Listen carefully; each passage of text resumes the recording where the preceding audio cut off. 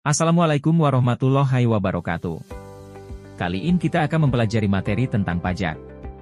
Pajak. Pajak merupakan sektor pemasukan tersebesar kas negara. Penerimaan negara dari sektor pajak memegang peranan yang sangat penting untuk kelangsungan sistem pemerintahan suatu negara. Pajak adalah kontribusi wajib pajak kepada negara yang terutang oleh orang pribadi atau badan yang bersifat memaksa berdasarkan undang-undang, dengan tidak mendapatkan imbalan secara langsung dan digunakan untuk keperluan negara bagi sebesar-besarnya kemakmuran rakyat. Pembayaran pajak merupakan perwujudan dari kewajiban kenegaraan dan peran serta bagi masyarakat khususnya wajib pajak untuk secara langsung dan bersama-sama melaksanakan kewajiban perpajakan untuk pembiayaan negara dan pembangunan nasional. Peran pajak dalam pembangunan ekonomi negara. Pajak merupakan pungutan wajib yang menjadi salah satu sumber pendapatan negara yang akan digunakan untuk memenuhi kepentingan masyarakat luas. Secara bahasa, kata pajak berasal dari suatu kata dalam bahasa Latin yakni taxo.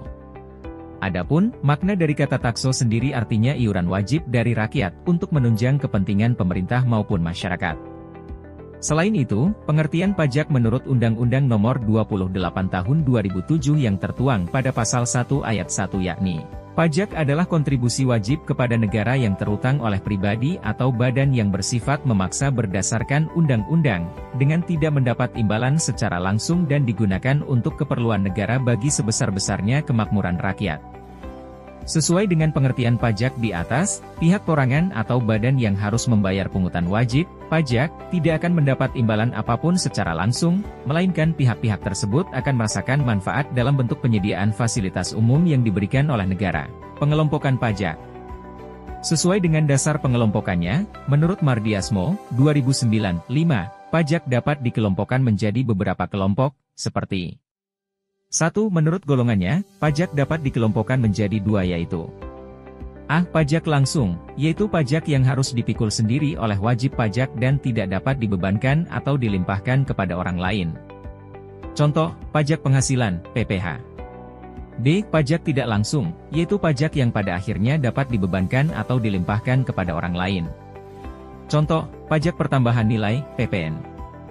2. Menurut sifatnya, pajak dapat dikelompokkan menjadi 2 yaitu A. Pajak subjektif, yaitu pajak yang berpangkal atau berdasarkan pada subjeknya, dalam arti memperhatikan keadaan diri wajib pajak. Contoh, pajak penghasilan. B. Pajak objektif, yaitu pajak yang berpangkal pada objeknya, tanpa memperhatikan keadaan diri wajib pajak. Contoh, pajak pertambahan nilai dan pajak penjualan atas barang mewah. 3. Menurut lembaga pemungutannya. A. Pajak pusat, yaitu pajak yang dipungut oleh pemerintah pusat dan digunakan untuk membiayai rumah tangga negara. Contoh, pajak penghasilan, pajak pertambahan nilai, pajak atas penjualan barang mewah. B. Pajak daerah, yaitu pajak yang dipungut oleh pemerintah daerah dan digunakan untuk membiayai rumah tangga daerah. Pajak daerah terdiri atas pajak provinsi, contoh, pajak kendaraan bermotor dan pajak bahan bakar kendaraan bermotor. Pajak kabupaten kota, contoh, pajak hotel, pajak restoran dan pajak hiburan. 2-3 Sistem pemungutan pajak. Menurut Mardiasmo, 2009-7, terdapat 3 sistem pemungutan pajak yaitu 1. Official Assessment System adalah suatu sistem pemungutan yang memberi wewenang kepada pemerintah, fiskus, untuk menentukan besarnya pajak yang terutang oleh wajib pajak.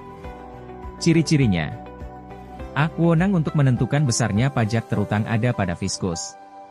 B. Wajib pajak bersifat pasif. C. Utang pajak timbul setelah dikeluarkan surat ketetapan pajak oleh fiskus. Terdapat beberapa asas yang dapat dipakai oleh negara sebagai asas dalam menentukan wewenangnya untuk mengenakan pajak, khususnya untuk pengenaan pajak penghasilan.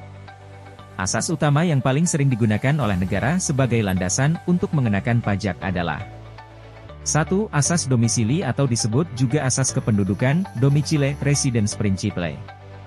Berdasarkan asas ini negara akan mengenakan pajak atas suatu penghasilan yang diterima atau diperoleh orang pribadi atau badan, apabila untuk kepentingan perpajakan, orang pribadi tersebut merupakan penduduk, residen, atau berdomisili di negara itu, atau apabila badan yang bersangkutan berkedudukan di negara itu. 2. Asas sumber. Negara yang menganut asas sumber akan mengenakan pajak atas suatu penghasilan yang diterima atau diperoleh orang pribadi atau badan hanya apabila penghasilan yang akan dikenakan pajak itu diperoleh atau diterima oleh orang pribadi atau badan yang bersangkutan dari sumber-sumber yang berada di negara itu. Contoh, tenaga kerja asing bekerja di Indonesia, maka dari penghasilan yang didapat di Indonesia akan dikenakan pajak oleh pemerintah Indonesia. 3. Asas kebangsaan atau asas nasionalitas atau disebut juga asas kewarganegaraan, nationality, citizenship principle. Dalam asas ini, yang menjadi landasan pengenaan pajak adalah status kewarganegaraan dari orang atau badan yang memperoleh penghasilan. Berdasarkan asas ini, tidaklah menjadi persoalan dari mana penghasilan yang akan dikenakan pajak berasal. 2. 5 fungsi pajak. Pajak memiliki beberapa fungsi utama, yaitu untuk 1. Fungsi anggaran, budgetair. Pemerintah melakukan berbagai aktivitas dan pembangunan dalam melaksanakan kerjanya untuk kemajuan bangsa. Kegiatan tersebut tentu membutuhkan dana, nah di sini pajak berperan sebagai salah satu sumber dana bagi pemerintah dalam menjalankan tugasnya. 2. Fungsi pengatur, reguleren. Pajak juga berfungsi sebagai pengatur ekonomi negara demi kepentingan dan kemajuan negara tersebut. Fungsi pengatur dilakukan dengan cara memanfaatkan dana pajak tersebut dengan sebaik mungkin. 3. Fungsi stabilitas. Karena sifatnya yang sangat luas, seperti stabilitas nilai tukar rupiah, stabilitas moneter bahkan bisa juga stabilitas keamanan, fungsi ini berkaitan dengan fungsi lainnya, seperti reguleren. Untuk menjaga stabilitas nilai tukar rupiah dan menjaga agar defisit perdagangan tidak semakin melebar, pemerintah dapat menetapkan kebijakan pengenaan PPNBM di atas. 4. Redistribusi pendapatan. Pajak juga berfungsi untuk menjaga kestabilan suatu negara. Contohnya adalah pengendalian terhadap inflasi, peningkatan harga.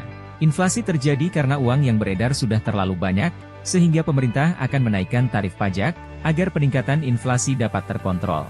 3. 1. Pajak dalam APBN. Pemerintahan suatu negara memerlukan pedoman dalam mengelola keuangannya. Dalam rangka mencapai sasaran seperti yang diharapkan diperlukan peraturan mengenai penerimaan dan pengeluaran uang negara. Oleh karena itu setiap awal periode disusun APBN yang digunakan sebagai pedoman dalam mengatur keuangan negara. Pajak adalah salah sektor penerimaan terbesar bagi negara Indonesia. 3. 2. Manfaat pajak bagi perekonomian dan masyarakat. Perekonomian negara sama halnya dengan perekonomian rumah tangga di mana mengenal sumber-sumber penerimaan dan pos-pos pengeluaran. Pajak sendiri merupakan sumber utama penerimaan negara.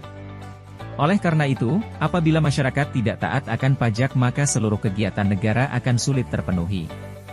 Dengan membayar pajak masyarakat akan mendapatkan manfaat. 1. Fasilitas umum dan infrastruktur seperti jalan, jembatan, sekolah, rumah sakit, dan puskesmas. 2. Pertahanan dan keamanan seperti bangunan, senjata, perumahan hingga gaji-gajinya. 3. Subsidi atas pangan dan bahan bakar minyak. 4. Kelestarian lingkungan hidup dan budaya. 5. Dana pemilu. 6. Pengembangan alat transportasi massa, DLL. Uang pajak yang telah disetorkan oleh masyarakat akan digunakan dengan tujuan membuat masyarakat dari lahir hingga meninggal sejahtera. Uang pajak juga dipakai oleh negara untuk memberi subsidi barang-barang yang dibutuhkan oleh masyarakat dan membayar hutang-hutang negara. Selain itu, uang pajak pun digunakan untuk menunjang usaha mikro, kecil, dan menengah sehingga perekonomian dapat terus berkembang. Oleh sebab itu, pajak sangat memegang peranan penting dalam sebuah negara. 3. Fungsi pajak bagi pembangunan negara. Fungsi anggaran pajak dijadikan alat untuk memasukkan dana secara optimal ke kas negara berlandaskan undang-undang perpajakan yang berlaku sehingga pajak di sini berfungsi membiayai seluruh pengeluaran-pengeluaran yang terkait proses pemerintahan.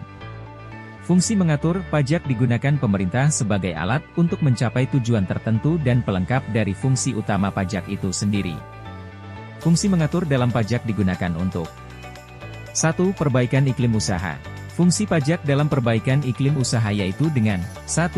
Penurunan tarif PPh pribadi dan badan. Hal ini ditujukan agar perusahaan dapat memproduksi lebih baik dan pasti akan menyerap tenaga kerja. 2. PPN untuk eksplorasi migas tujuannya untuk meningkatkan produksi minyak dan gas bumi serta panas bumi. 3. Kebijakan-kebijakan proteksi terhadap produsen dalam negeri diantaranya bea masuk ditanggung pemerintah, BMDTP, yaitu untuk memajukan produksi dalam negeri agar dapat lebih bersaing dan ekspor meningkat dengan cara meringankan bea masuk untuk bahan baku produksi. Bea masuk anti-dumping, BMAT, yaitu untuk meminimalisir praktek dumping. Bea masuk imbalan yaitu tambahan bea masuk yang dikenakan terhadap barang yang mengandung subsidi yang menyebabkan industri dalam negeri yang memproduksi barang sejenis mengalami kerugian. 2. Perlindungan masyarakat. Pengenaan cukai merupakan salah satu fungsi pajak sebagai perlindungan terhadap masyarakat. Barang kena cukai adalah barang yang berdampak negatif bagi kesehatan, lingkungan hidup dan norma-norma serta tata tertib sehingga harus dibatasi secara ketat peredaran dan pemakaiannya. Maka cara membatasinya adalah dengan instrumen tarif, sehingga barang yang dimaksud dapat dikenai tarif cukai paling tinggi. Contohnya yaitu cukai rokok dan cukai terhadap minuman yang mengandung alkohol. 3. Perlindungan lingkungan. Dalam perlindungan lingkungan pemerintah memberlakukan pajak untuk pengambilan dan pemanfaatan air bawah tanah dan air permukaan. Hal ini dimaksudkan untuk mempertahankan ekosistem serta untuk pembiayaan penyelenggaraan pemerintahan dan pembangunan. 4. Infrastruktur publik. Dalam memperbaiki infrastruktur publik pemerintah menaikkan tarif parkir untuk mengurangi ruang parkir dan mengurangi kemacetan lalu lintas, memberikan pengenaan pajak kendaraan bermotor progresif yang bertujuan untuk mendorong kepemilikan tunggal kendaraan bermotor dalam rangka mengurangi kepadatan lalu lintas. 2. Manfaat pajak bagi perekonomian negara. Membiayai pengeluaran negara.